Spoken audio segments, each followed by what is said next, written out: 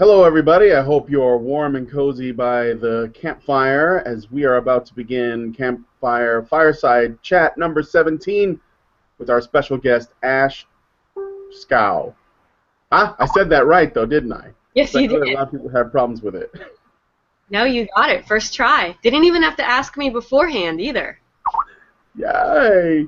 No, I watched when you said it on SPJ Airplay. And that's actually when you introduced yourself. That's how you said it. Um, so hi, Ashe. How are you? I'm doing great. How are you? I'm good. I hope that this Doge does not distract you too much. I can't Um, stop watching it. I'm sorry. My eyes are going to be like slightly off because I can't stop looking at it. it's okay. You get used to it. Actually, the Doge gets a lot of hate too. And we're also joined by Hannah Wallen. Hi, Hannah. Hello. So, Ashe, I want to first let's start because there's a lot of people who may we need to know a little bit about you. So, let's see. What is it that you do, Ashe? Why don't you tell us? We'll start with that. That's actually a tough question. I've never been really good at explaining exactly what my beat is. I write for the Washington Examiner and the New York Observer, and at the Observer it's easy. I just cover politics. At the Examiner, I kind of cover all the craziness that's going on college campuses, as well as gender identity issues or identity politics. So, everything from campus sexual assault, and I'm getting more into the free speech problems. And then when it comes to the political side, the identity politics, that apparently women are this special class that needs to be protected, and we're all victims, and we get pandered to specifically by politicians. So it wasn't a really short summary, but that's kind of everything. Oh, that's wonderful. That's perfect.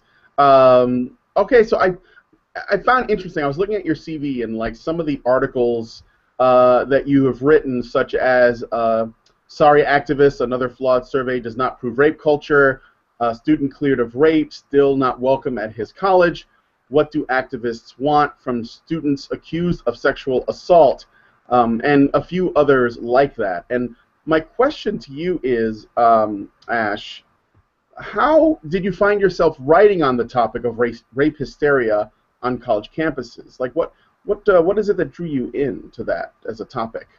Well, originally when I started at the Examiner, I was just going to be writing just whatever newsy stuff came along. So I was actually not getting a lot of traction writing random EPA things, green energy stuff, things like that.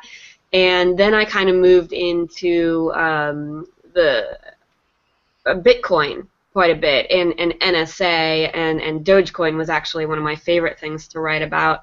It was much fun because you get all of the politics of Bitcoin, but Dogecoin was just so much more fun and inclusive for people on the internet. So I was writing about that, and my higher-ups wanted me to start focusing on where there was a real war on women. 'Cause this was early 2014 when, Democrats had been able to use the war on women meme back in 2012 in order to help win the election. Not that they needed a whole lot of help against Mitt Romney, but they definitely started saying, oh, Republicans are waging this war on women. We knew they were going to do it again in 2014 with the midterms, and so my higher-ups wanted me to kind of focus on that and dispelling that and saying, look, Republicans are not all a party of old white men and old white straight men, whatever, and, let's also kind of start pointing out that there is places in the world that have a war on women, and it's definitely not in the U.S. It's places like the Middle East and North Africa where women are treated as chattel. They have the rights of a couch, essentially. And so I was really reporting on that. And one of my editors had directed me to an article by Casey Johnson, who co-wrote the book on the Duke Lacrosse rape case. And he had written an article over at his website, Minding the Campus. Minding the Campus. He had written an article about two students, one at Columbia, one at Drew University, who had been from his point of view, wrongly accused, and that they didn't have due process rights. When they were accused, the Columbia student was expelled. This is not Emma Sulkowicz and the guy she accused. This is a different case at Columbia, because Columbia has a kind of a problem with this. And the Drew University student. So I had written up this story based on the lawsuits. And I had an editor at the time who said, well, we can't send this out. You have to get comment and things like this, things that I wasn't really used to doing. So I was a commentator, not really much of a journalist. So I ended up reaching out to the school, reaching out to the lawyer of the student who was accused at Drew, and it was Andrew Miltenberg. So those of you who follow this issue will probably see Andrew Miltenberg quite a bit, because he represents a lot of these students. So I ended up calling Andrew Miltenberg, talking to him for a while. He kind of started to trust me and talk to his clients about whether they wanted to talk to me and get their story out. And both the Drew University and the Columbia University student did. Drew University student came to New York. I went up there. We met and actually had a conversation, and he told me his story, so I ended up writing up his story. That was spring, summer of 2014. And then ever since then, I've just really realized how absurd it is on college campuses and how unfair it is and how really just unconstitutional it has become, where these students are being accused of crimes, but they're being told that they don't have the same rights as someone being accused of a crime. And I think that's so wrong. I think it's so insane when we have these studies, these people keep putting out these studies that are all conducted the same way, they all have the same flaws, and yet anytime a new one out, activists are like, see, we're being proven right. Well, no, you can replicate a flawed study a million times. It doesn't make it right.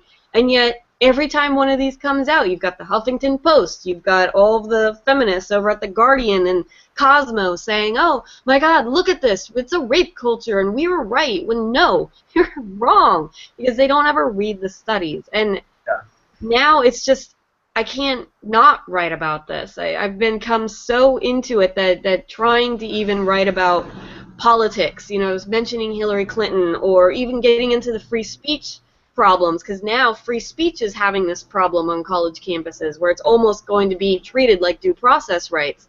And it's hard for me to think or write about anything else, because I think it's just such an important issue. Yeah, that's absolutely right, and I've noticed, you know, with the websites that you were mentioning, often these misleading statistics, one of the main ways it appears that they spread around is essentially they cite each other.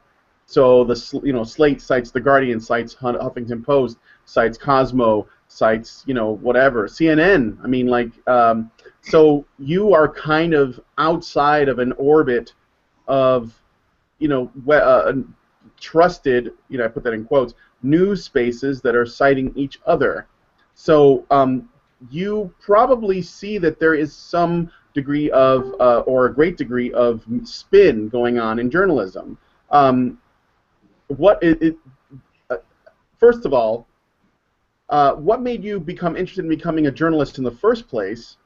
Which I imagine, and then did you sort of like know this going in, or is this something you found out as you were kind of like pursuing that as a valid career? I fell into journalism. I have a creative writing degree from Florida State University. Had always like thought about journalism, but never really. I thought that I was going to write fiction books and just do whatever as a writer.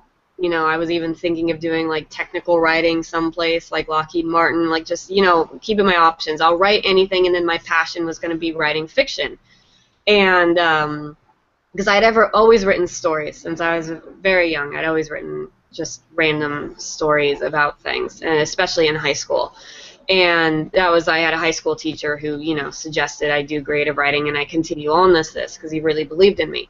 So I went to college, had no interest in politics, and then in 2008, my dad kind of saw that I was going into my senior year of college without real direction in my life. And got me an internship on a congressional campaign. I was not interested at all, but whatever, I'll make my dad happy. And I don't know, a couple weeks into the campaign, and I just like completely fell in love with politics. And then I thought, well, I'm going to be working campaigns the rest of my life, and I was fine with that. And that didn't work out, so I ended up taking a writing job, writing websites, little crappy websites for Yellow Book, and then writing PAC, email, donation things on the side, and ended up was applying to jobs, figured I'd have to be in DC. Campaigns weren't biting. Nobody was really biting, but the only person that like responded to one of my applications was Heritage Action for America, which is the 501c4 political arm of the Heritage Foundation. And they were looking for a blogger, so I ended up getting that job, just luck of luck, basically. The person they actually wanted fell through, so I was their backup. But it worked out for me, and I came to DC, and I was just blogging and writing, and then moved over to the Heritage Foundation to do editing and blogging, and something I wrote caught the attention of an editor at the Washington Examiner, and they brought me over. So I just kind of fell into journalism. Yeah. All right. Oh, when it comes to what you do, obviously there's a pattern in your work. I'm curious, like on all your pieces, like the perspective. What's the perspective you're writing from? What's your thesis when you're what you're writing about? Are you trying to speak truth, that other people don't see? Are you just getting sick of the spin? Is it a combination of things? Yeah, it's all of those things. Where as this is your second question ahead of time, all of these things. When I started going and writing about journalism, even when I was in politics, coming from a right-leaning side, I just saw the amount of false narratives, the ridiculous spin that when a Republican says something, it is taken out of context and it was put in this way, and then all the media, like you said, they like to cite each other, and this big outrage campaign comes where if you actually looked in the context, it's like they didn't see anything ridiculous.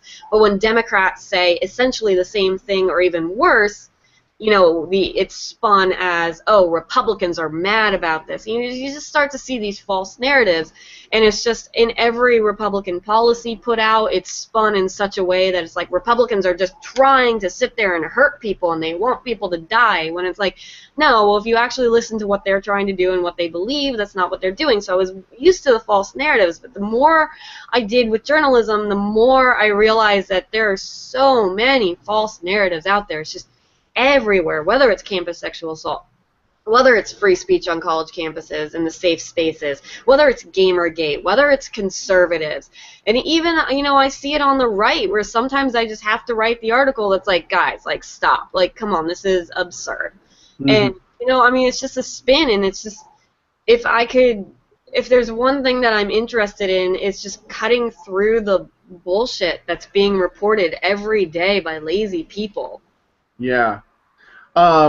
This is a little bit of a side note, but I was just thinking about this because I was watching some of your videos about due process on college campuses, okay? So what do you think about the Bill Cosby situation? Have you talked much about this?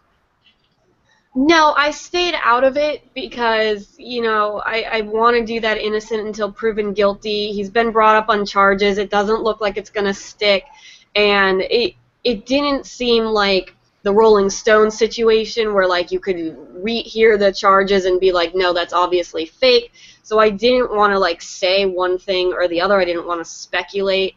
At first, I was kind of skeptical because, as more people came in, a lot of people think that more accusations equals more guilt.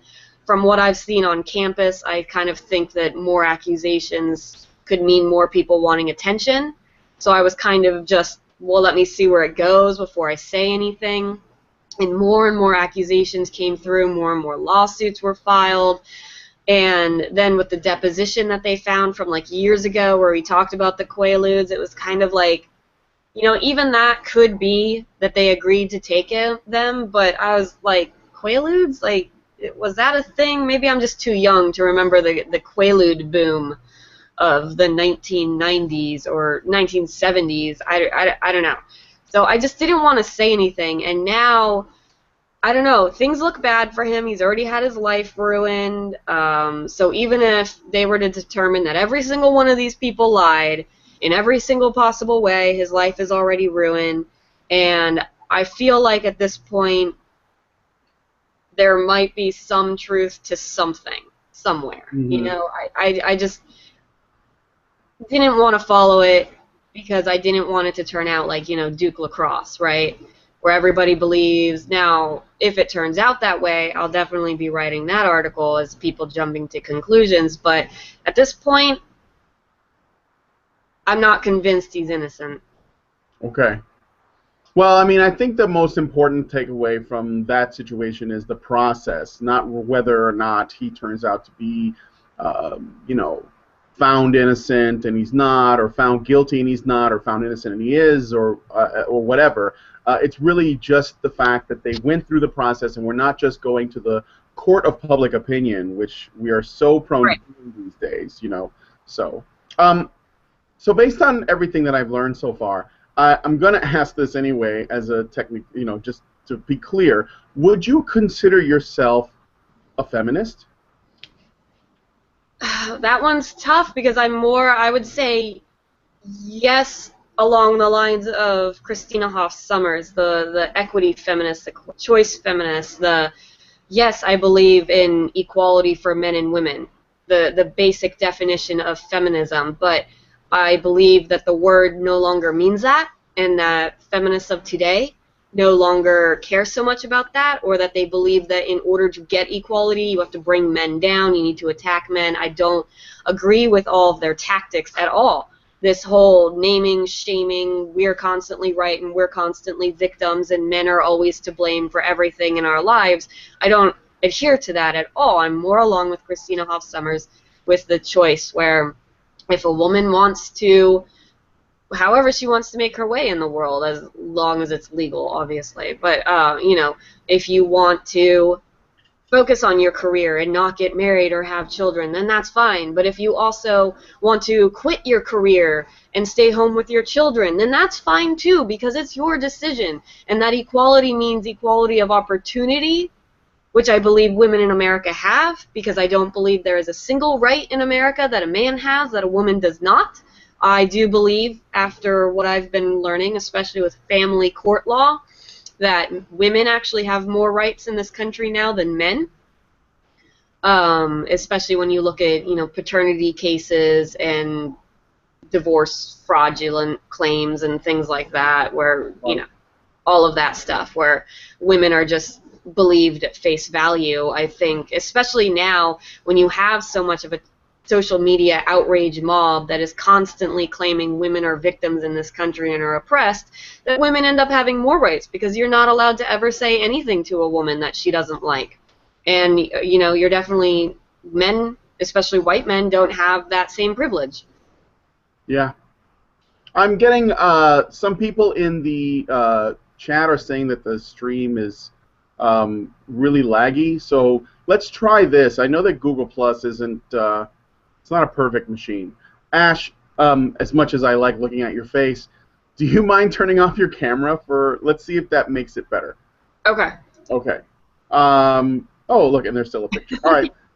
So we still win. All right. So let's keep going. Let's see if it improves, and we'll see what happens. I don't know. Sometimes when you have cameras on, it just Yeah. make things bad. Although last night we had like 5 cameras and going when we were talking to Warren Farrell, and it was not a problem. So who knows? It could be. I don't know what the deal is. All right. So yeah, I mean, that's a good answer for the feminist thing. I like that. Let's see. Oh, so when I first learned about you, it was when SPJ Airplay was going on, and I'm curious. I saw that you were there, and you were there speaking on behalf of Gamergate, and I'm curious about what your motivations were for Gamergate. First off, how did you find it, and how did you find, how did you find yourself doing Gamergate stuff? I'm just curious. What made you interested in the whole Gamergate situation? I was interested from the beginning because I never bought the harassment claims, but it was another issue where I stayed out of it initially because I wanted to see where it was going, and I didn't want to jump to conclusions, because if people really were being harassed, I didn't want to be defending that, and if they weren't being harassed, then, I wanted to, kind of be there, but also just let some of the facts come out first.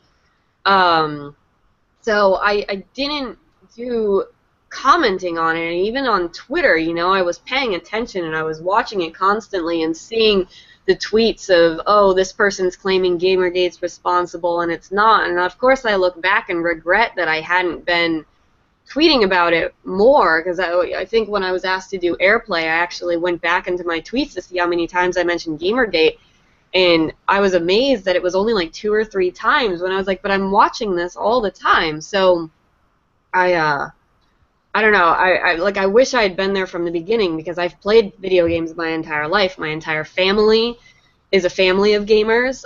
My parents, they are either playing games on their iPad, or they also own a Wii U, and they both play games on that. My mom loves Animal Crossing.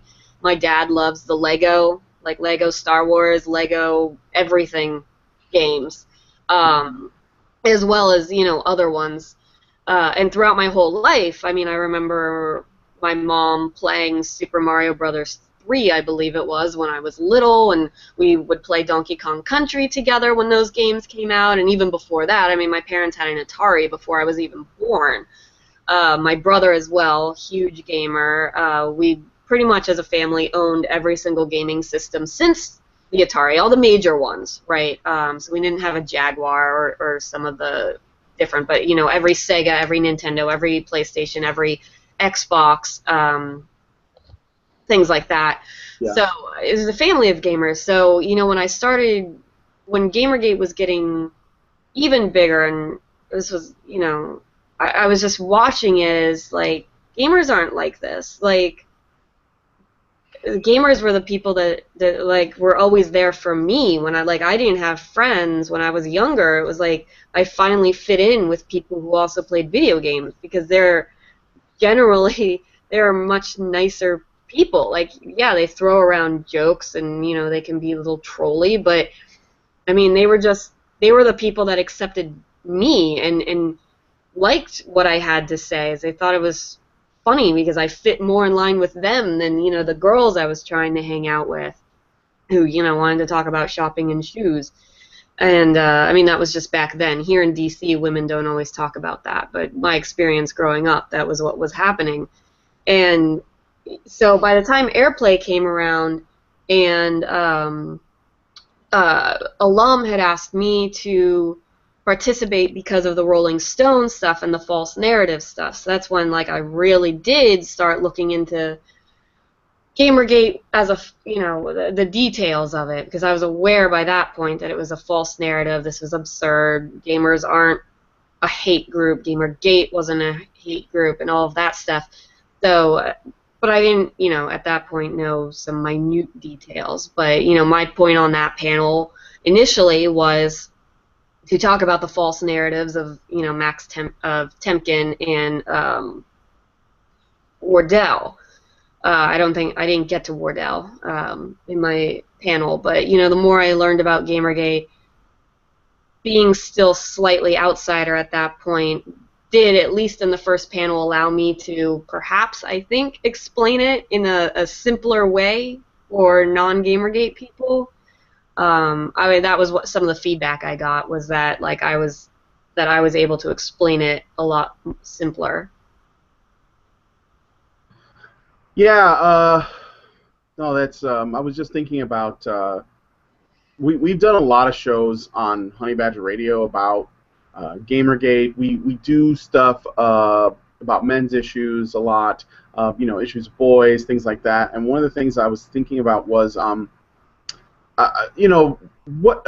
Here's another question I have. What do you think were the motivations behind these people coming after gamers in this way, like the way that journalists are painting Gamergate?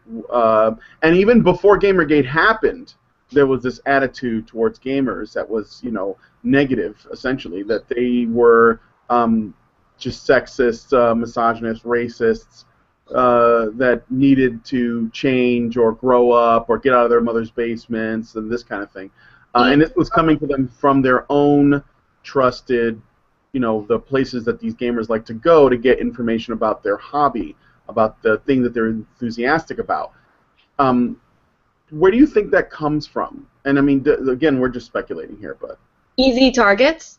Men right now, it's just easy to pick on whites, men, gamers, Republicans. Like, it's just the go-to either boogeyman for the press or the butt of every joke for a comedian. So it's just it's an easy target. So if you look back to, let's just take a mass shooting, right? And you can see how all of this kind of works against gamers. I know, mass shooting, first they come out and they blame the guns, and the gun lobby comes out and says, no, no, no, no, it's the violent movies. And then the Hollywood comes out and says, no, no, no, no, no, not violent movies, violent video games. And then the video game lobby comes out, no, they don't. Mm-hmm. Like, they really weren't there defending themselves. So it's been, building and building to where the easiest person to blame is now violent video games.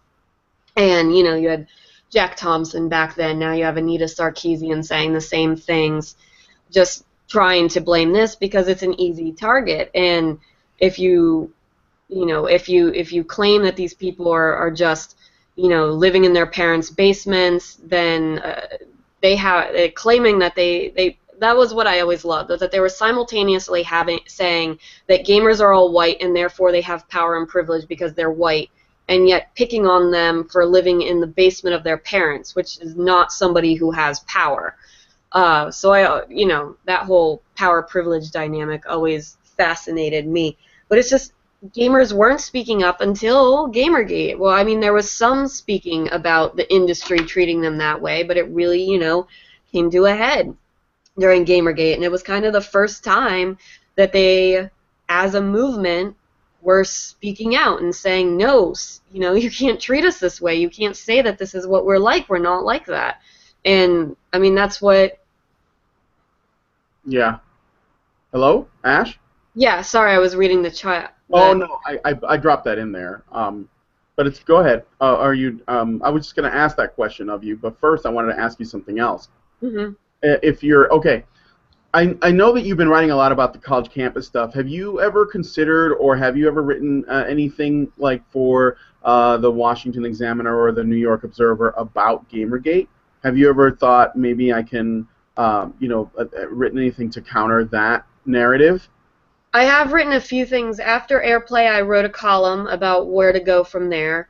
And then when the South by Southwest stuff was happening earlier this year, I wrote it was a 2-part column, very lengthy, about that whole situation and what was going on in cutting through the BS. And I wanted to write more.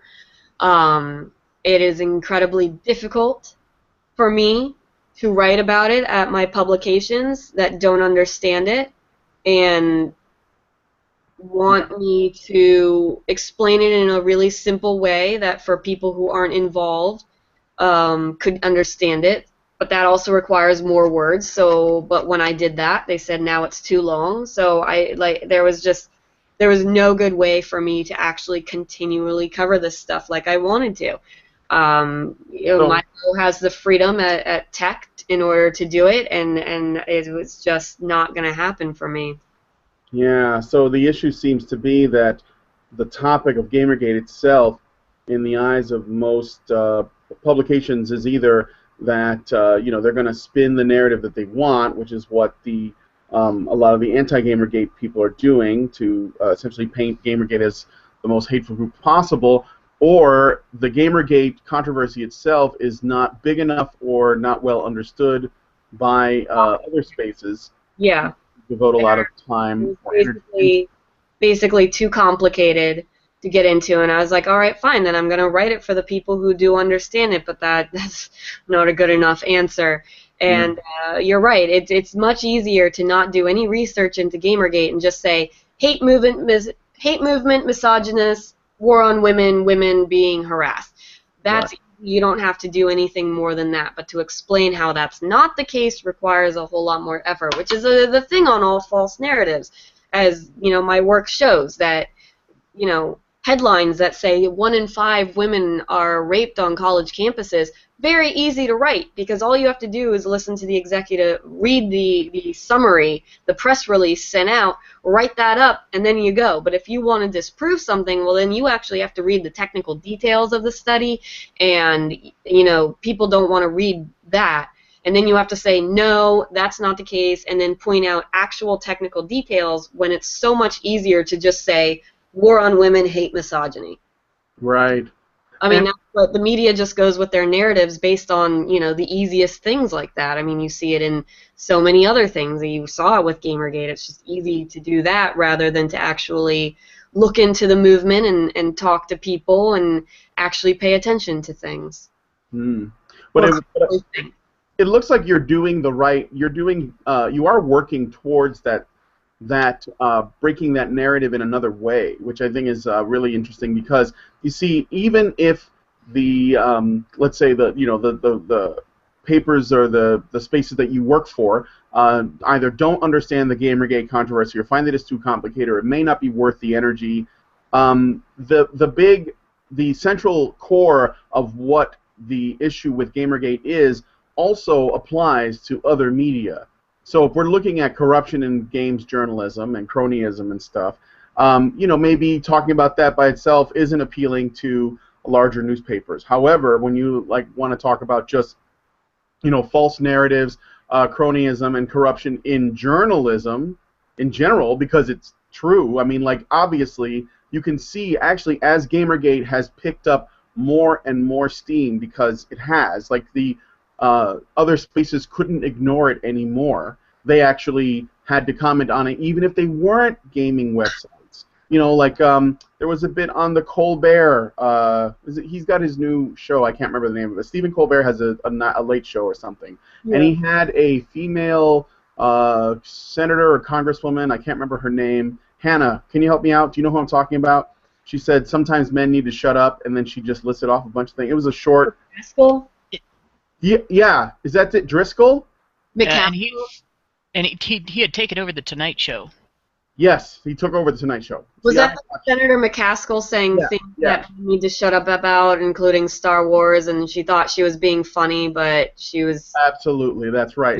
And it was Senator McCaskill, and it was on the Tonight Show. This is how I don't watch TV, because I'm so sick of mainstream media. But yeah, and at the end she said, at the end of her little, tirade of eye-roll-worthy non-comedy, she said, and ethics in games journalism. Yeah. And the thing is, by her saying that on national TV, that means that the majority of regular media outlets are aware of the existence of Gamergate, and they are trying to dismiss it.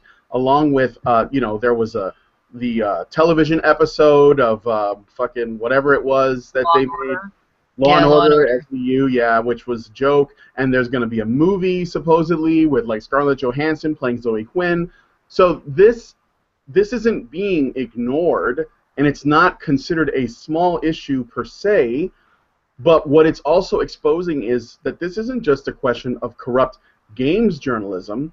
This is a question of corrupt journalism and corrupt media. And so if you're talking about false narratives, like things like rape on college campuses and the stuff with Hillary Clinton and everything else, then in your own way, you are actually exposing this stuff, and maybe that's probably why you're on the show right now, and I admire you so much. So that's how I wish I could cover Gamergate too. I feel like I'm strongest with the campus sexual assault stuff. That issue needs me the way Gamergate needed Milo. Right, and while I'm not going to be as big as Milo for campus sexual assault as he is for Gamergate, that's the issue that I can really, really help with. If I'd gotten into trying to force my editors to accept Gamergate early on, maybe it would have been different for me. But I was so deep into campus sexual assault at the time that seemed to be the issue where I can really maybe make some sort of a difference.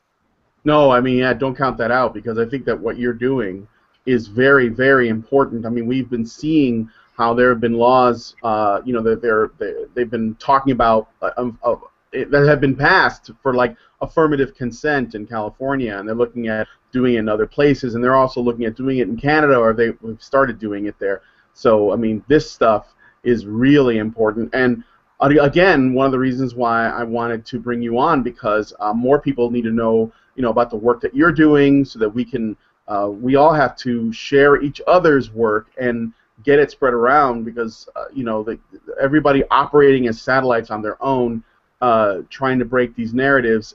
I think that we will work better if we all know of each other and we try to talk to each other and spread this around. So not only that, but all of our issues are connected. I mean, they all have to do with basically a certain subset of feminists and women in this country that portray themselves as victims and want to then take away rights from other people because they have bad feelings. So you see that with Gamergate, you see that with campus sexual assault, you see that with the campus freedom speech. I mean, that's not all women. That also has to do with just a lot of millennials who just don't want to hear bad words ever on campus. But they're all kind of connected in, alums' whole cultural libertarian issue and the whole culture wars. So as long as we're all sharing everybody's from each issue, it feeds onto one larger narrative because not one person can be super in-depth on every single one of the issues. So with everybody trying to push back, I mean, in their own way, I think everybody is making some sort of a difference. Because if you leave the media and the Twitter, then you kind of see that most people, when you describe this stuff to them, are like, wait, what? You're accused of sexual assault and you don't even get a lawyer? Wait a minute, that's absurd. Or you say, hey, anything with Gamergate when most people aren't even really paying attention to that. So when you go outside of our media bubbles, you realize that the American people are not really on the side of the people who are complaining. I was kind of wondering, you sort of talked about the problems being somewhat universal and the issues being universal. And the coverage that some of the more establishment end of the media has given to Gamergate being so spun and so negative and everything. I'm kind of wondering, because they've had the same kind of spun and narrative-heavy coverage of these other issues, if maybe the reason they're paying attention to Gamergate, maybe the reason they're watching Gamergate and giving this negative coverage is because they're looking at what has happened with Gamergaters working with government and working with advertisers and the general public to bring a more ethical standard to games media. If they're looking at that going, gosh, then they might come for us next. That perhaps they're trying to vaccinate themselves against accountability. Oh, I would not doubt that for a minute. But they also, like idiots, kind of open themselves up to it by proving just how unethical they are by going after Gamergate. So they kind of failed if that was their goal.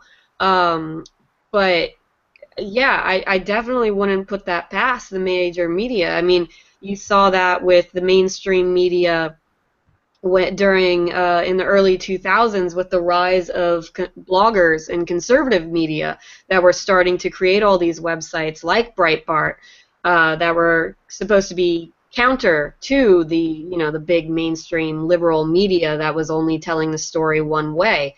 So they also kind of had to at least sometimes try to get both sides or report at least on what Democrats do, because you've got the conservative media that is going to attack them. So that was one of the things that we'd considered for Gamergate. You had the rise of websites like Niche Gamer and The Escapist coming out and apologizing and trying to be better about things, whereas when you create a void of one perspective, then that perspective is going to create its own media.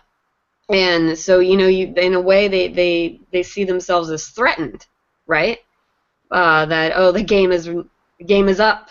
We've been sitting pretty for all this time, and now, you kind of gotta actually be ethical. Yeah. How do I sound? I'm okay, right? Yeah, Okay. you sound okay. All right. I don't know what was going on before, but It wouldn't let me unmute at the end of that either. I wanted to say one more thing. It was interesting to see, like when Milo came out with the mailing list, the narrative mailing list, where the Gamers Are Dead articles, the people that had written them were all on this list of people that basically mailed around and got their story straight before they published and everything. Got me thinking of, God, I think it was clear back in the, I don't remember now whether it was the first Bush election or the second Bush election. It was the first Bush election. The gravitas montage that Rush Limbaugh played when the mainstream video media had all reported the same editorial, not a story, but an editorial criticism. Um, and it was Dick Cheney giving George Bush gravitas, and he Hmm. pointed out nobody uses that word. Right. So for all of these people to come out with the same editorial, and they all use the word gravitas in that, and when I saw that again, it was like deja vu, and that's what got me thinking about, obviously, the same methodology is used, the same type of behaviors are being used, and the same get your story straight before you publish, is happening in both groups. That's what Gamergate was. It was so surreal for conservatives to watch because of that, because of what you said, what Limbaugh said, and that wasn't the only thing. You had the journal list, right? The entire email list of all these journalists from all these different publications conspiring to write specific stories, and it was and then Milo came out with Game Journal Pros, where it was just like it was the exact same thing happening. So, conservatives had gone through this. And that was one of the most fascinating things with Gamergate, was that gamers, by and large, were really not conservative. And yet, after the whole Gamergate thing, I mean, I had so many saying that, they've started kind of questioning a lot of their beliefs of Republicans just because the media could lie so much about gamers, then they could have been lying about Republicans all this time. Because it's yet another false narrative. as an aside, discourse is the new gravitas among feminists. Have you noticed that discourse is their favorite word right now? Right. At an intersection. Every time I hear that word, I'm like tuning you out. I'm done. Yeah. They like to talk about discourse, but they don't like to have it. Right. Exactly. Well, yeah, they don't even know what the word means. They just say it. So one more thing, Ash, I wanted to ask is, now that you've been, it looks like your journey as a journalist, which you just kind of fell into, but has been really interesting, fun, and surreal. What kind of things, like you seem really driven to keep doing what you're doing, and I really like that. What do you want to do? Like, what kind of stuff do you want to, what kind of stuff do you want to see in journalism itself, at the very least, and what you're working towards? Do you feel like you're working towards a goal? Like, do you feel driven? What gets you up in the morning to go out and do this job? Well, hoping, for me specifically, to help students that have been wrongly accused. I mean, that's my very specific goal, is that this whole campus thing, the hysteria ends so that people can actually get fair trials and not have their lives ruined, because it upsets me when somebody's falsely accused, just as it upsets me when somebody is raped. Now, my broader goal, obviously, is for the media to start actually questioning narratives and not just blindly parroting them, and to actually, get better. And for as terrible as the commentary is on campus sexual assault from, the usual crowd, the predictable crowd, when you see like the LA Times editorial board or editorial boards of other papers coming out and saying that, like, whoa, guys, this studies are flawed, this issue is you're getting, like, this is hysteria. When you start to see things like that, when you start to see many mainstream publications that publish the studies, they take the headline, but within the copy they at least notice that it's a disputed statistic, that the study's own authors say that it's not nationally representative, things like that. You know, like, that is slight victories where they are starting to actually have to question these things. Now, on the broad scale, do they do it? No. And of course, there's other issues where they need to, like Gamergate and, you know, with conservatives and things like that. So, I mean, my broader goal is to just get them to do some honest reporting. Yeah. Have you had any run-ins with you know, feminists or social justice warriors yourself? Aside from the was it like a bomb threat that was called when you were at SPJ Airplay and you guys all had to go outside into the nice summer heat? Yeah, it was like 10 bomb threats. It was ridiculous. I actually, and this always amazes people when I tell them, I don't get a lot of hate. I don't get death threats and hate on Twitter. I don't get angry emails. It's very, very rare. I get way, way more praise in emails and in messages and on Twitter than I do hate. So I also kind of want to always question the people that claim that they get a ton of hate, because everybody assumes I do. Now, either people who say they get a lot of hate don't really get as much hate as they claim, and they get like one really nasty message and then they kind of think of that for a while, or I'm really just a nobody in all of these circles, too small to even bother with. So, I mean, I'm going to take the latter, just a little, there's some self-esteem issues, I'm going to take the latter. But, yeah, I don't really get a lot of hate, so I don't really have run-ins with feminists for that reason. Generally, you know, I'm blocked by some of them, but Jill Filipovich will occasionally respond to my tweets.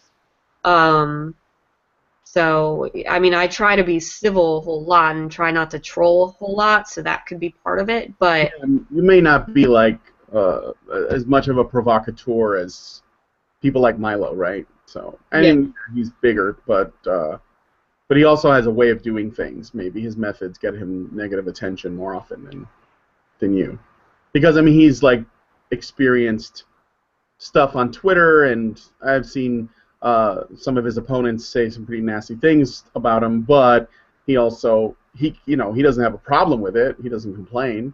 But yeah, I think that it's just the methods are probably different. yeah. So, you know what, Hannah? Do you have any other questions for Ash?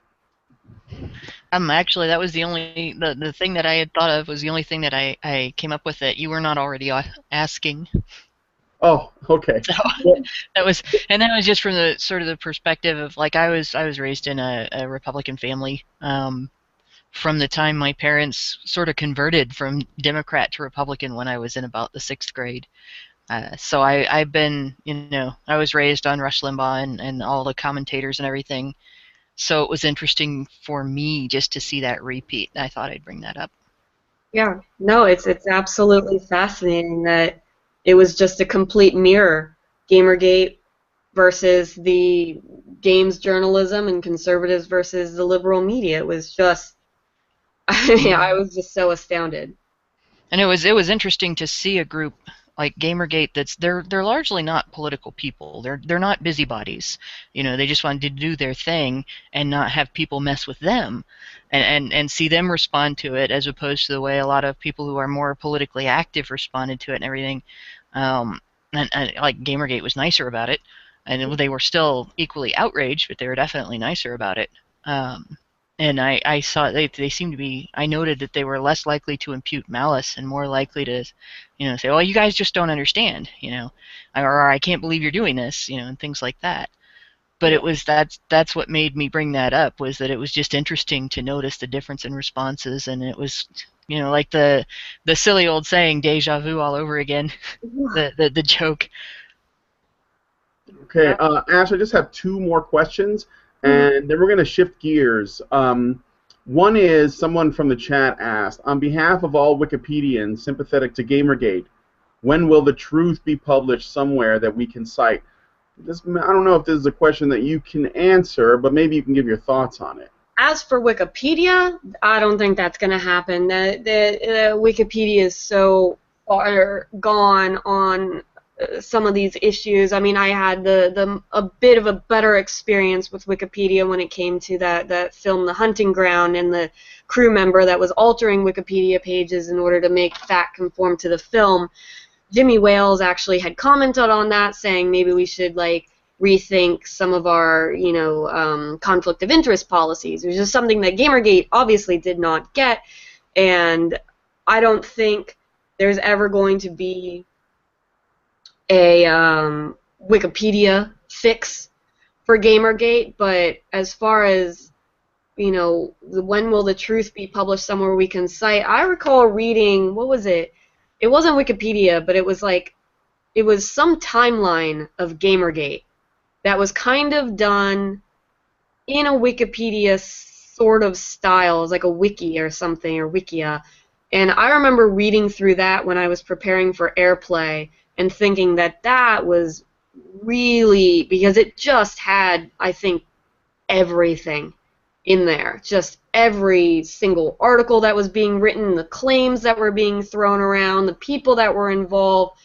So I think as one place, that would be helpful, but until there's a book about this, I don't know if there's going to be one website that essentially tells the whole story, because even when you think of what I do for sexual assault or what Milo does for Gamergate, then it's a whole lot of different articles, right? And they all pertain to one thing, but trying to write all of it in one place, that's a book.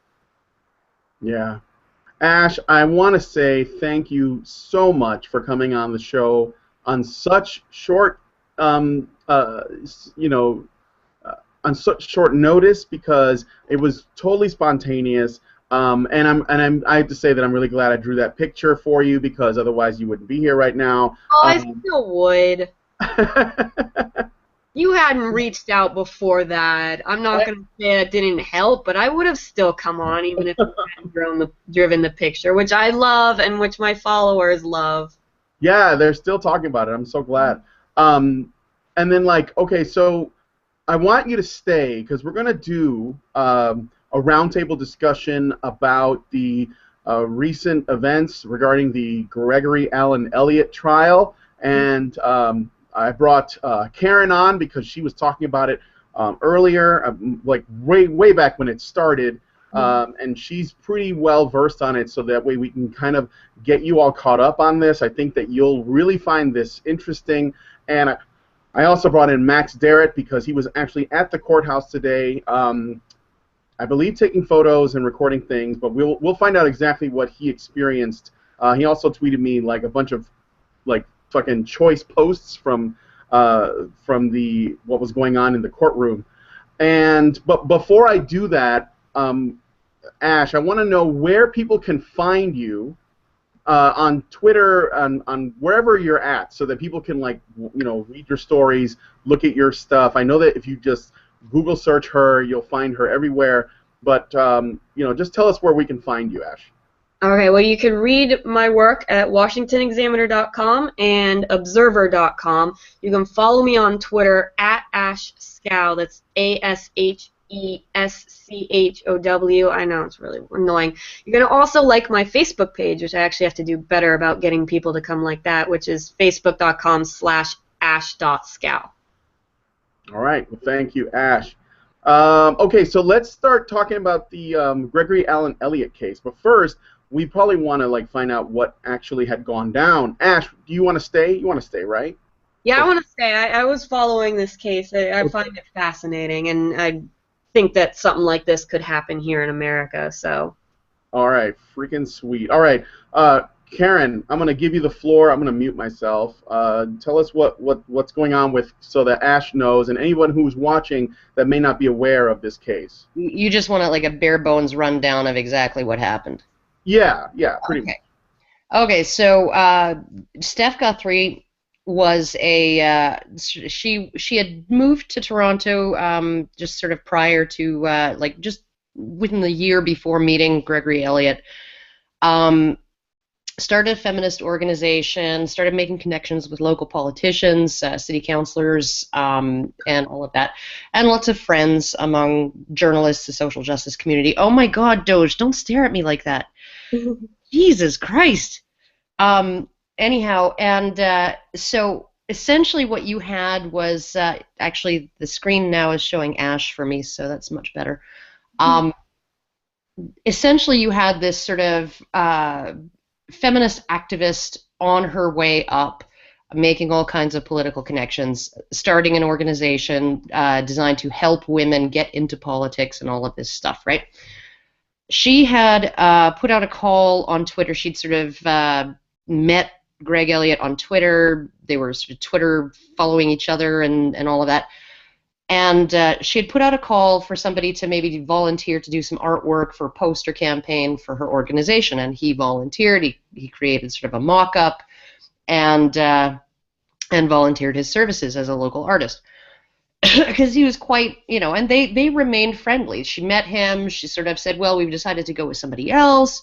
But she still was inviting him. She invited him to, in particular, a meeting that she held, like an event that she held, where city councilors, two female city councilors, Kristen Wong Tam and Sharon Carroll, something like that. They were actually speakers, panelists at this event. And so, I mean, they were, for all intents and purposes, on good terms for quite a while. And then what happened was Bendelen Spur, this schmo with 6 or 8 Twitter followers from Sault Ste. Marie who flips like steaks and makes pasta for a living, he was getting all annoyed with Anita Sarkeesian and all of that bullshit that was going on. So he made an Anita Sarkeesian face punch game using the exact same app that 2 years or 3 years or 6 years earlier he had made a Jack Thompson face punch game. And that just blew up in the media. Oh my goodness, a punch a woman in the face game. Like, they're not available all over the place. You can get apps to slap Hillary Clinton and smack all kinds of women and men and Dr. Phil and whoever you like, right? They're common, right? But for some reason, the media took this and ran with it, and Guthrie had announced to her tens of thousands at that point, I think 20,000 Twitter followers or more. I found out who made the punch a woman in the face game. She called him that fuck who made the punch a woman in the face game. Should I sick the internet on him? And her followers obviously agreed that she should, and so she tagged Bendelen Spur in a tweet and said, this is the man who, made the face punch game, and she asked him, do you do that to women in real life or something like that? And then please retweet to all of her followers. And so this poor kid, I think he was like 20 or 19 at the time or something, right? He got barraged with abusive tweets, just absolutely barraged with abusive tweets. And I mean, like, these Guthrie and her followers were really trying to, like, just keep it up and just school this guy, and they did not care, absolutely 100% did not care if there were any consequences in this young man's life. And since this whole ordeal, he has not been able to get a full-time job. And I suggested that he put a different name on his resumes to see whether it's actually his name that's poisoned, just from the exposure. Because guess what you get when you Google Bendelen Spur or Ben Spur now, Greg Elliott objected to this. He said that her behavior, her tactics were just as bad as any face punch game, and that was when the fight started. And they went back and forth a lot. Neither side pulled any punches. They even created a hashtag. It was GAE hole or J hole or gay hole or whatever. Essentially, anything that she and her friends were going to tweet about him, they would put under that hashtag, essentially calling him an asshole. So they were like, there was nastiness, absolute nastiness on both sides of this. Guthrie ended up making a complaint to the police, and then after she had blocked him. She had blocked him, and he kept tweeting about her on her hashtag Women in Toronto Politics, Witopoly or whatever. Because he kept tweeting under that, and her friends and people who she could see were retweeting his tweets, she was able to see those tweets, and sometimes they would actually be visible to her, right? So not really his fault. He was blocked. She shouldn't have been able to see the tweets, but she saw them due to the actions of, people who followed her on Twitter. And he kept tabs on her because she's a public figure, right? So I don't think that that's stalking or anything. They have deep disagreement. He really doesn't approve of her. He follows a lot of political figures with whom he disagrees, keeps tabs on them, finds out where they're speaking, talks about them, all of that stuff. This is not new to Guthrie. This is not something strange that he does just with her. He's very, very critical of the Liberal Party in Ontario and all of this stuff, and he's a thorn in politicians' sides in general on Twitter. So you have this public figure who says she feels harassed, and then a while later, I believe it was Heather Riley came forward, and then Paisley Ray, saying they too had felt harassed. These are three women who know each other very well, who hang out in the same places and all of that.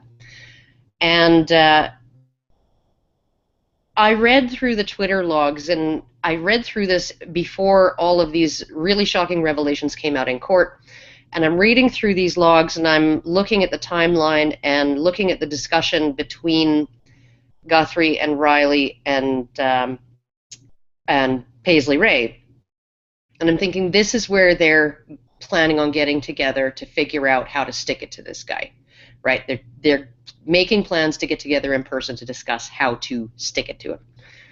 And so they press their charges. The case goes forward. He gets the conditions of his bail is that he can't use any device that can connect to the internet, which means he's out of a job as a graphic artist, and he's essentially unemployed. He has to have a flip phone that can only use phone lines, or can only use a phone signal, cannot get on the internet, and so his life is on hold. And he's paying huge amounts of money to a lawyer to defend him from these charges.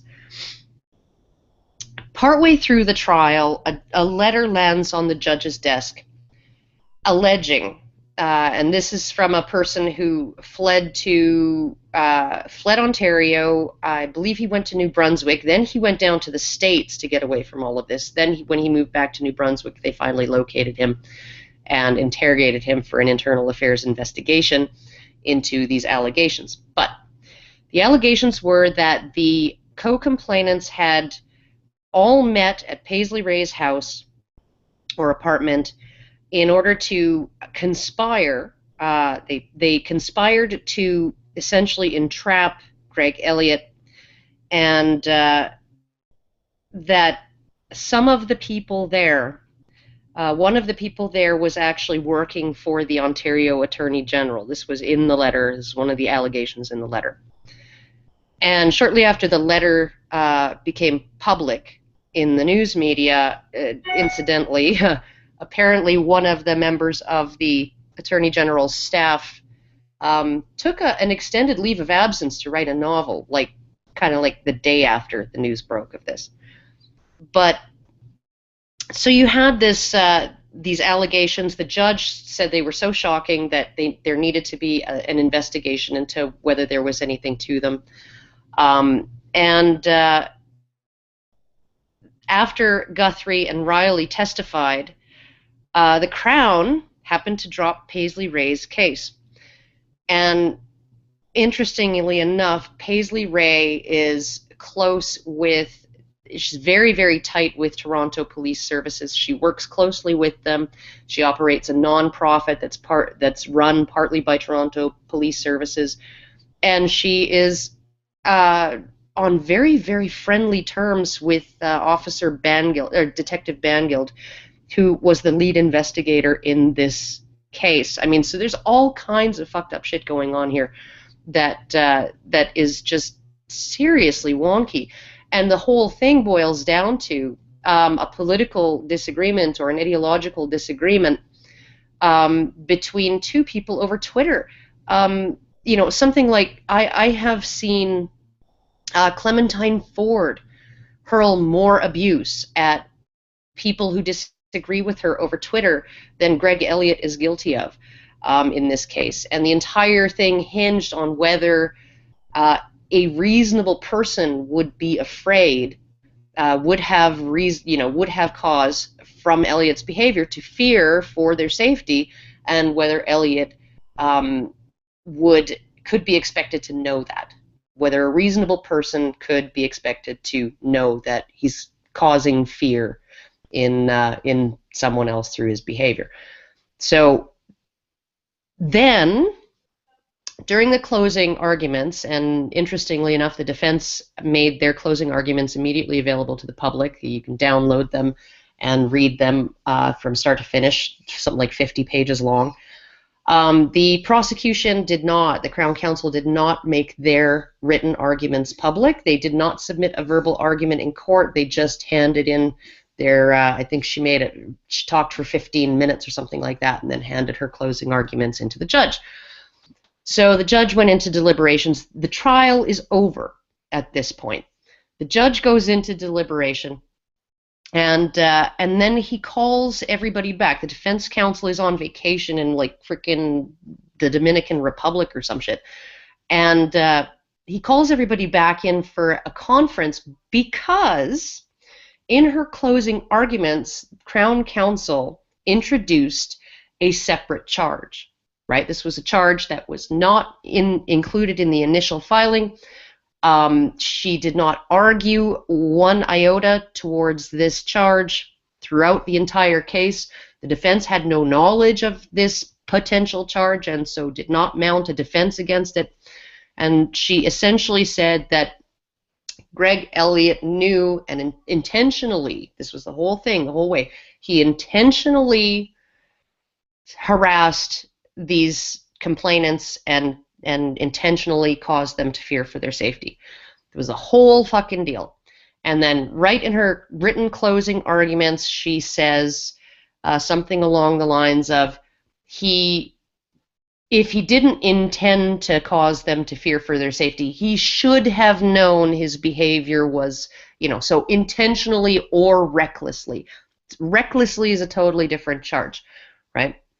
So the judge says, well, I can't really convict somebody of something they haven't been charged with. So, give us your best arguments, right? I'm assuming the defense isn't really interested in allowing me to consider this potential new charge. The prosecution will want to keep it in. And so you have a week, come back, or you have the weekend, come back and give me your best arguments. Now, Greg Renouf was in the courtroom when the arguments were made to the judge as to whether to include that second charge or not. And the Crown Counsel actually argued that it was a typo of the sort that she gave an example of a police report that contained a typo. They had found marijuana resin on a property. And they said marijuana, but not marijuana resin. And she said that it's equivalent to that, right? My mistake throughout the entirety of the trial in not addressing this charge of recklessness throughout the entire thing from start to finish and until the closing, this is the equivalent of a typo. And the judge actually kind of laughed at her. And at that point, she burst into tears. She actually burst into tears in the courtroom in front of the judge. So this case has been just absolutely nutty from start to finish. And I still can't tell. I was looking at somebody's live tweeting from the courtroom, I think at the Toronto Star, trying to figure out whether the judge actually did include that charge or not. Because he did include some statements about Elliot did not know he was not aware that he was harassing them. Yes, they were harassed, but he was not aware of it. Sort of sneaking towards a reasonable person could not be expected to be aware. In which case, if both charges were included and he was acquitted of both, that would be absolutely wonderful.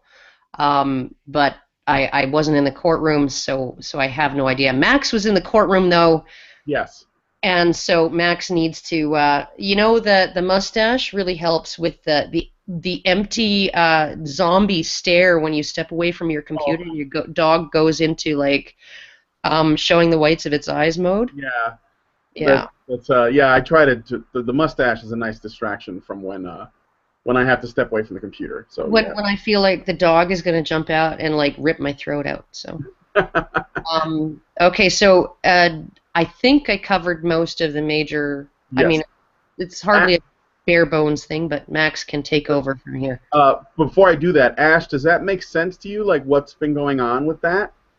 Well, I mean, I can see what went on, but I'm going to still say that it makes no sense that this was a charge filed and that it went this far. I mean, one, you've got the conflict of interest, you've got, the conspiracies along here, and then the crying in the courtroom, that got me, where she tries to say that her incompetence was a typo and then gets laughed at and then starts crying, just kind of exemplifies the entire case, where it's just feminists come out and say something crazy, somebody calls them out on it, and then they shrink back saying, "Oh, I'm harassed, I'm a victim." Like, that just, to me, is the entire case right there. Well, I mean, she did qualify when that happened, and I don't know whether it was in response necessarily to the judge kind of laughing off that aspect of her argument. She had other arguments that were essentially not any better. So I don't know whether it was in response to him laughing it off, or whether it just was the realization of her own fuck up, the enormity of her fuck up, that, oh my God, I'm not able to convince this judge, and holy shit, I think I've lost the case right here because of it. Well, the judge was a man. I mean. Well, but I mean, the thing is too. She didn't act like that was. I mean, she said. I guess her explanation. She apologized, said that she was having things going on in her life, and maybe she was. Maybe somebody just died, or maybe her kid is sick or something. Who knows? But she said she wasn't crying over this. She was crying essentially because she's stressed and there are other things going on in her life. So it's hard to say that, whether she was trying to play the victim in order to, I don't know, score some points or what, but yeah. All right, moving on. Max, tell us what happened. You were there. Yes, sir. I didn't realize, I completely forgot that the trial was going to be happening in the morning. So as soon as my class finished, I just hightailed it down to the courthouse rather. And when I got there, I was trying to figure out what room the trial was taking place in. So I went up to the information desk, and he's like, "Oh, it's in 112." I went to 112, and they were doing some sort of a trial for some guy who got charged for drunk driving. And he's like, "I don't think this is what Gregory Allen Elliott is doing. Otherwise, it's just really bad timing." And now, But anyways, I eventually found it. I went up there, and all the reports that you're reading online about the news saying that it was absolutely packed is true. I was sitting on the floor right by the door. People were trying to come in and out, and it was a real pain for me getting up and down and just trying to squeeze in. And if you look at what Lauren Southern was saying online about the room literally being divided into people like the SJW crowd and sort of the I don't want to say anti-SJW crowd, but I guess you could say the neutrals and the normies and whatever, split down the middle. And I know it's facetious to say, but you could literally point out who was and who wasn't on other people's side. So sat down, and we heard the judge's testimony. He had a lot of stuff to read through, and he actually mentioned after the first recess that the court had, when he came back in, he's like, it's normally against protocol or something to have hot drinks, but I needed it in order to be able to get through this, because he was reading a lot. Basically, what it came down to, I'm going to try and summarize based on my notes. I'll just start with some of the sympathy that the judge actually gave to Guthrie, because it's very small, and then we'll get to the core stuff. He said that he found Guthrie's defense of Anita Sarkeesian to be admirable, and he also is very fond of the fact that she tries to promote women's rights. And he agreed that Gregory Allen Elliott's choice of words were, quote, insulting and sometimes homophobic, but that's the scope of it. Pretty much everything else he said was in Mr. Elliott's favor.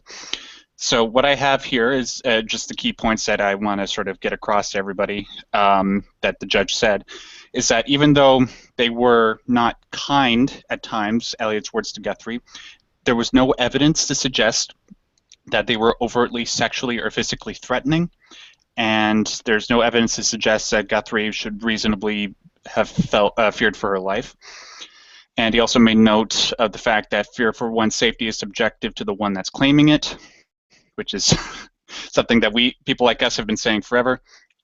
And he also took note of the fact that this is the first case of its kind in Canada, really for just law anywhere, just because of stuff that's being dealt online. He just made comments on the mechanics of Twitter, saying that if you use a handle, it doesn't necessarily mean that you're addressing the person directly. This is something that people like us in the Hangout right now think it's common sense, but to other people it's not, especially the judge. Also, he says that when it comes to using hashtags, which is a thing that he was focusing on, he made note that the Crown was trying to argue that Gregory Allen Elliott using the hashtags means that he was trying to contact Guthrie through there, but the judge totally disagreed with that. He said that a hashtag is like a billboard. I'm quoting him now. He says that it's public property to be used by all. And then finally, he said there's a lack of reasonableness in Guthrie's assertion that she should expect to use Twitter to make negative comments about Elliott and not to be exposed to his response or self-defense. And ultimately, he felt that the only leg that they had to stand on, even though they would eventually collapse, is that Guthrie felt harassed more so by the volume of tweets that she received rather than the actual context. And because of that, and looking at sort of the words that were spoken, he found that this was like what you guys said, that this really shouldn't have gone to trial in the first place. And then finally, just a couple other things here. He made note of the fact that Guthrie and the other feminists were involved in making claims of harassment and making fake accounts. And Guthrie was also attacking Elliott even while she had him blocked. And aside from that, just other stuff from my personal experience. I got to meet Lauren Southern. That's really made my day. And she also said that, like I told her that I was representing Honey Badger Radio. And after I just got a statement from her, which, Brian, you should have in your email right now, is I said, thank you for all that you do, Lauren. She's like, thank you for all that you do. And she was referring to Honey Badger Brigade specifically. And that is it. All right. That is some cool stuff. I'm really, really glad the judge addressed the fact that she was given as good as she got and that she can't expect to dish it out and she can't expect to dish it out to and about people online and not expect them to talk, to hit back or defend themselves. You know. Well, it's the common SJW tactic, right? It's like you try to provoke somebody, and then when they retaliate, you try to claim victimhood. That's a clear thing that we've always noticed, and now that it's actually being called out, especially by the Canadian court system, it's absolutely fantastic for people like us. Exactly. It's so much. I feel so relieved. And I don't even use Twitter. I don't say mean things to anybody, in particular. I don't target conversations towards people. very much. But I do make the odd video where I really specifically call somebody out. I really specifically take umbrage with, and that's the whole Rand Zerker, right? I mean, like Clementine Ford, we did a Rand Zerker about her. Like, is she going to start accusing us of, like, just saying mean things about her on social media, and now she feels harassed and endangered because, you know, and just I wish that, did the judge mention anything about Guthrie's sort of campaign against Bendel and Spur? Oh, yeah, he actually said, and I quote, hold on, where is it here? He said Guthrie's tweet to Spur had no translation other than a violent one. Doesn't that make you feel good? Oh, God, that is beautiful. I mean, she just, well, I mean, like, should I sick the internet on him? I mean, she absolutely knew what she was, you know, setting this poor young man up for. I mean, and he's not the perfect guy. He's rude and he's obnoxious and he's, you know, cocky and all of that stuff, right? You know, I've spoken to him in email and I look at his tweets sometimes and he's no angel, right? But what she did to him was to a guy with, like, he'd made 6 or 8. He either had 6 followers and had made 8 tweets, or it was the other way around, 8 followers and 6 tweets at that point. And he said he woke up the next morning and his inbox was full of Twitter notifications of people saying really nasty stuff to him and about him, right? Thousands of tweets. And he just barraged, and some of them were just really, really atrocious. So it's like she absolutely knew. I mean, you have social justice warriors accusing Thunderfoot of organizing a hate mob for saying this is the name of the woman, right? From her own video. This is her real name. While she was bragging about sending my boss a letter accusing me of a crime in the country that I'm in, right? Falsely accusing me of a crime in the country that I'm in, to losing me my job and maybe land me in jail. She's been trying to organize a letter writing campaign to do this, right? And when she thought he was fired because he hadn't put up a video in a while, and she's like, oh, he must have been fired, she bragged about it in another video. So he's like, this is what these people are doing, right? And didn't instruct his followers to do anything, didn't say anything about it, just said, you know, you should be making a groveling apology to the entirety of the internet, because not everybody is untouchable like me. There are people who work in coffee shops and accounting offices and stuff whose jobs are not going to withstand that kind of letter writing campaign. And you should be apologizing to them. And when some of his followers went and started writing negative and very, very interesting and obviously false negative reviews of her and her husband's business on Yelp, right? My favorite one being, I hired these guys to remodel my bathroom and all they did was paint swastikas all over the place. You know, like, I mean, these are obviously fake, right? 1-star reviews.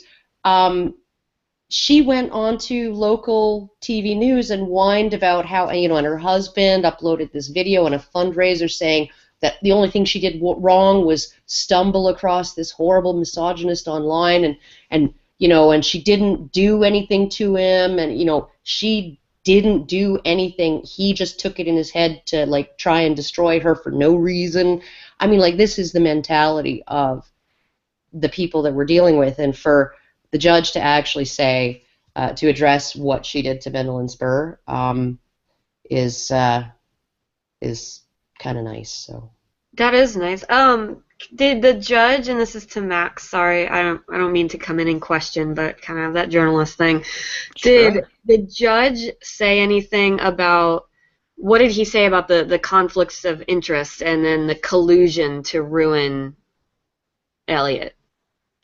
I don't think he really gave any much of a personal opinion on it. I think he just articulated that this was something that happened.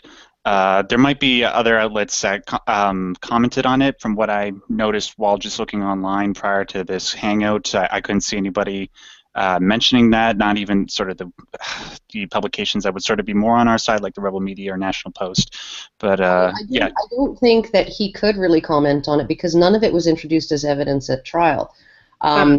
It was a letter that landed on his desk from a citizen writing directly to him. It wasn't entered as evidence, and it was just the most bizarre. Like there was no way to consider it as evidence in this trial. Hopefully, one of the follow-up things that happened was that the guy who wrote the letter, after he returned to New Brunswick, he was visited by a New Brunswick police officer acting as a liaison between him and this investigation into the potential collusion and conspiracy, right? And that New Brunswick officer put him in direct contact with the Toronto police officer who works in the same office as Detective Bangild, right? So, in the same department, precinct, whatever the fuck they call them here, right? The same station. He's standing at the water cooler with Detective Bangild, who's been promoted. He used to be before any of this happened. He was dealing with domestic violence calls and stuff like that, right? And he was promoted to something like head of cyber crimes or something like that throughout the course of his investigation and this trial. So that's a little weird. You would think that they would send somebody who had no connection whatsoever, or no possible connection whatsoever, to Detective Bangild to investigate this potential conspiracy involving a case that was investigated by Detective Bangild. So, yeah. All right, I have another question. Now that we're in the wake of all this, and Guthrie and her jihadists have failed in their plans, we would have, we were very concerned that if Gregory Allen Elliott was not found innocent of the charges, that this would set an insane precedent with, the way that we interact on the internet. But now that he's won, he's come out on top, which, justice prevails, right? What does that mean for? Well, first of all, should we rest on our laurels? Should we be happy about that, or is that not really going to change a whole lot? Like, this is still a battle that we have to wage, obviously. And secondly, is there any word? It may be too soon to say, but is there any word about perhaps countersuing Guthrie for what she did? I got a comment from Lauren directly on that. She said that at the moment she is not entirely sure. She has sort of brought up the possibility when being around the Elliots, but what she said was at the moment they just sort of want to cool down and think about whether it's worth pursuing it. She thinks that, hey, maybe Elliot just sort of wants to get back to the life that he led prior to this whole shebang and just, go back to doing his art. But she personally hopes that they go about countersuing, but either way, she supports them, understandably, just taking into consideration everything that's happened. That's all I know. Hopefully, we hope that they countersue, so that way we can create an even bigger precedent, so that we can prevent people from considering disagreements to actually be harassment in the future. Right, because that's always the problem in these cases, is that these people get accused of these things they're obviously wrong, but then they want to move on with their life, and they think that they can move on with their life, and they can get rid of the Google searches if they just continue living, and then they don't do anything in response, and then other people have to deal with that. And that's not saying, Elliot, you have to do this for the other people, you have to do what's best for you, but that seems to be a case now where they just want to say, no, we want to move on from this, when a countersuit might really help future people.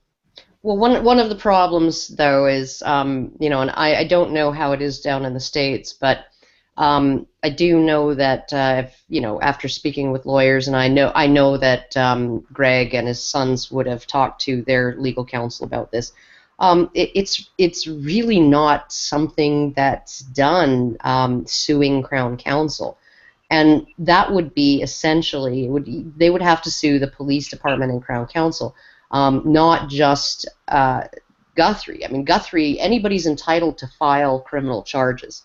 And if those charges are determined to be false, then they have committed a crime, right? But there's no real way for, the only thing that would lend credence to suing her is if this investigation into collusion and conspiracy actually turns anything up, if it's even still going on, right? Nobody's heard hide nor hair about it, like nobody's heard word one about it since really it started or since the judge ordered it to be done, right?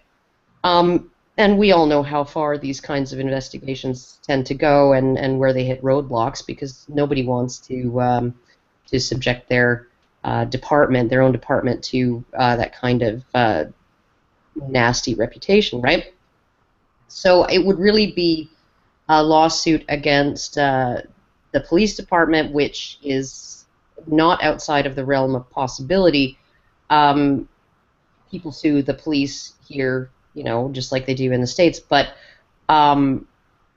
suing Crown Counsel is just really not something that gets done. So it's a bit of a leap. It's a bit of more of a chore than might be in the States. Fillerator in chat is saying it's very hard to sue Crown Counsel. You have to show solid evidence that the prosecution was vindictive. It's kind of similar in some ways in the United. I mean, it's easier to file lawsuits in the United States, much easier. Just you can kind of tell that by the volume of lawsuits that go through in the United States that are ridiculous. But when you could sue any private citizen, you can sue any business, and it's much easier. When you are going up against the government, there are a lot more roadblocks. As even if you're dealing in a situation where you are asking for justice because you were wronged, there's still a lot of you really do have to prove your case better. So it's a similar thing, and like Brian was asking, so should we rest on our laurels? My answer to that's no, because this is just one thing, and it's one person, and the possibility that someone else could come up with some other reason to file a similar case in the future is not unheard of. This was a situation where it was back and forth.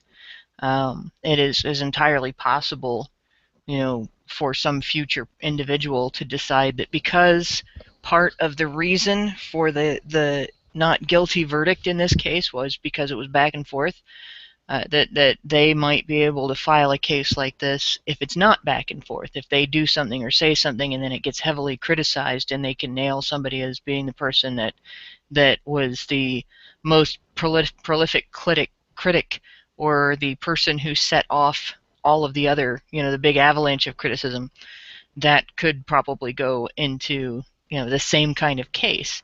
And whether they win or not, it's best to keep in mind that these things can still continue to happen, rather than to sort of sit back and say, well, we don't have to worry about this because this case had this outcome.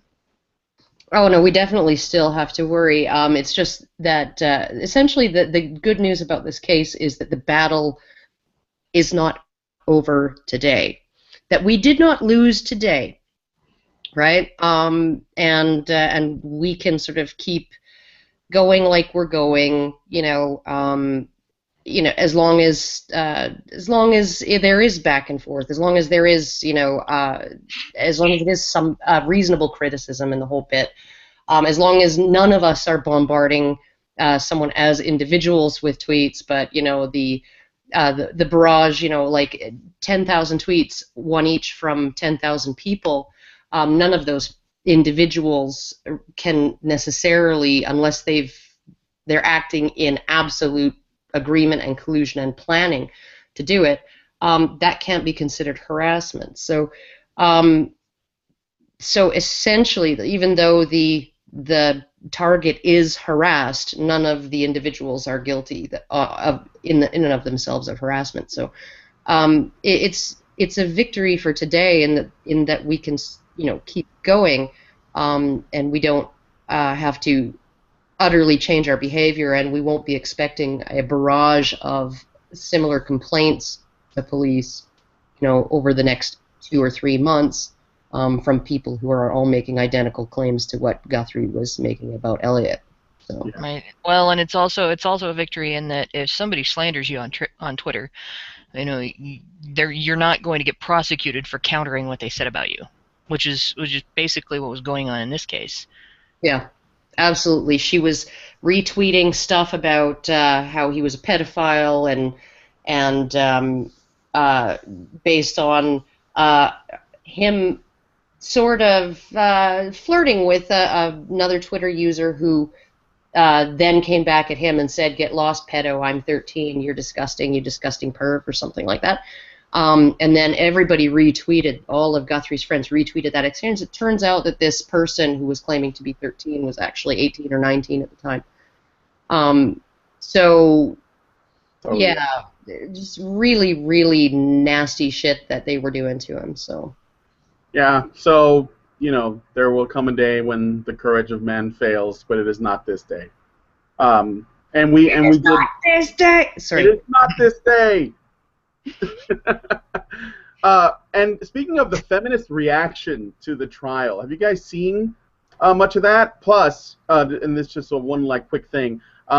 Gregory Allen Elliott, I don't know if you're listening, but I have a feeling that you're going to get a lot of flack for this, in some way. Like there are going to be articles. I have a feeling that they're going to come after his reputation in the media in some way. But there was a tweet by Anne Thirol, and she was there, right, Max? She was like 8 people away from you. Yeah. Yeah, she was just down the bench to my left. Yeah, she said, "I have not talked or written about Gregory Allen Elliott for months, and my mentions are already filled with threats and dick pics. What a victory for free speech." Yeah, Kathy Young looked at her mentions and said there was none there, and now she's claiming that they get deleted after 5 minutes. So, I mean, yeah, okay. But there's also... delete evidence? So this was what I found interesting. One of the feminist thing I was just looking now is she had retweeted somebody, I don't remember who it was, who had said that she just watched the judge say that there was harassment, but that they couldn't find any legal consequences. So that seems to be the take from the feminists. I don't know what Max thinks of that. The patriarchy wins again, and women we have a long way to go. Well, what the judge sort of seemed to be saying was that Guthrie was harassed because her feelings about that are subjective. But Elliot was not harassing her. Elliot was not guilty of harassment. By definition, he was not harassing her. Not just that he was not guilty of harassment, but that there was just not enough evidence or whatever. No, that there was really no way that he was harassing her. Even though she was harassed, the fact that she was harassed was based on her subjective feelings, and it needs to be judged on an objective measure of what a reasonable person would feel, and the reasonable person standard in this case does not weigh in her favor. In other words, he was sort of saying her reaction to this was unreasonable. A reasonable person would not feel any fear for their safety due to Greg Elliott's tweets. Right. She was harassed in her own mind, which I don't believe that she actually even feels that way. Oh, God, no. I don't think she was scared at all. I really don't. And I think the judge mentioned, too, that there is some question as to, that, yes, she felt harassed. She felt annoyed and disquieted. I think the words were... annoyed and disquieted by Elliot's tweets, but that does not and cannot translate into a fear for your safety. The key word that he said was, "One man's vulgarity is another man's lyric." That was something that was echoed by Greg's son Clayton when we were standing on the steps outside just talking to the press. He also made a clear point to say that while you may be annoyed by something, that doesn't trample the case that we need to protect freedom of speech in this country, which is really nice to hear, especially when with all the stuff that especially goes on in Toronto, which is referred to a lot of people as the San Francisco of Canada, that there are still some people with common sense up here. As for the reaction of the feminists afterwards, I have to say, when it comes to being in that courtroom, I think in any other place they probably wouldn't have been as civil, but they were pretty quiet. But I will say, outside of the courtroom during the recess, Guthrie was sort of being flanked by 3 of her friends in sort of like a healing circle. They were all hugging her, and they were just sort of standing there for about 15 minutes until we all had to go back in. And on top of that, apparently from a tweet that Lauren Southern actually retweeted about 3 hours ago, she retweeted a guy by the Twitter handle ID4RO, and he said, "Are you being harassed and threatened over the GAE criminal harassment case? I'm gathering examples of the vitriol that has been unleashed." And then Lauren noted, "These people have lost their way to ruin Greg's life legally. Now they plan on media slander." And that's all I got. Oh my God! What a the healing circles are starting again. I got another great tweet. Kazmeister, the real name is at Ken Schwanke. He wrote, "This is like handing angry men a license to be a misogynist." So yeah, apparently being able to tweet is giving men a license to be misogynist. So deep in their narrative that they can't even acknowledge that the other side was doing the exact same thing and possibly even worse. And that's what, like, now you're going to these media articles that are like, look at all the hate that was given toward feminists, completely going to ignore the hate feminists give out. This has been the lesson all along. Systemic misogyny. It's been the lesson all along that social justice warriors feel entitled to dictate a narrative about other people, and those other people are not allowed to answer back. You're not allowed to contradict what they say about you.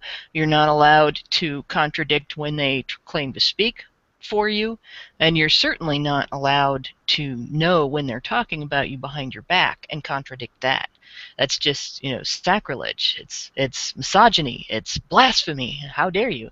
Mm-hmm. And that seems to have been the theme all along throughout Gamergate, throughout this ordeal, throughout everything that's been connected with, between the two, that they feel entitled to spout a narrative and support a narrative about people and have those people just put up with it and not talk back.